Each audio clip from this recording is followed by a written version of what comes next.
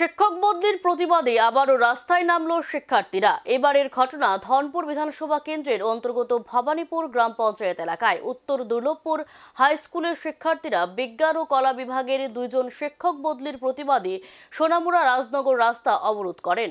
রাস্তার দুপাশে আটকে পড়ে বহু যানবাহন। আর এই খবর পেয়ে প্রশাসনিক আধিকারিকরা ঘটনাস্থলে ছুটে গিয়ে বিষয়টি পর্যালোচনা করার আশ্বাস দিলে অবরোধ মুক্ত হয় সড়ক।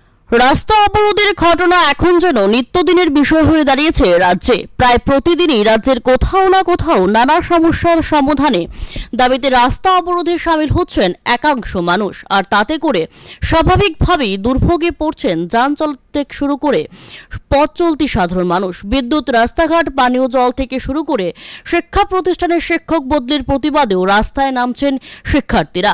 সোমবার সপ্তাহের প্রথম দিন তা আরও একবার লক্ষ্য করা গেল ধনপুর বিধানসভা কেন্দ্রের ভবানীপুর গ্রাম পঞ্চায়েত এলাকার উত্তর দুর্লভপুর হাই স্কুলের ছাত্রছাত্রীরা এবার শিক্ষক বদলির প্রতিবাদে সোনামুড়া রাজনগর সড়ক অবরোধ করেন। শিক্ষার্থীদের অভিযোগ, এমনিতেই বিদ্যালয়ে রয়েছে শিক্ষকের অভাব।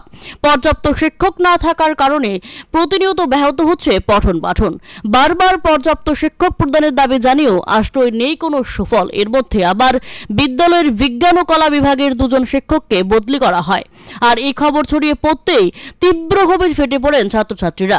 এরই প্রতিবাদে এদিন ছাত্রছাত্রীরা সোনামুড়া রাজনগর ব্যস্ততম সড়ক অবরোধ করেন। এতে করে রাস্তার দুই পাশে আটকে পড়ে বহু যানবাহন।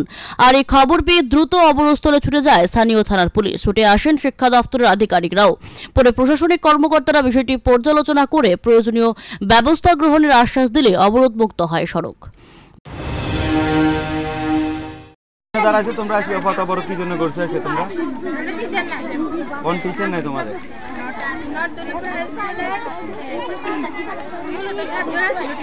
এখন দুইজনের ট্রান্সফার করে দিচ্ছি, তো পাঁচজন টিচার কি পুরো স্কুল সামলাতে পারেনি। কোন কোন মাস্টারকে ট্রান্সফার করা হয়েছে? তোমরা কোন টিচাররা এখন সাইতে আছে এখানে? আচ্ছা, ঠিক আছে। এটা এই জন্য তোমরা পথ অবরোধ করছো না?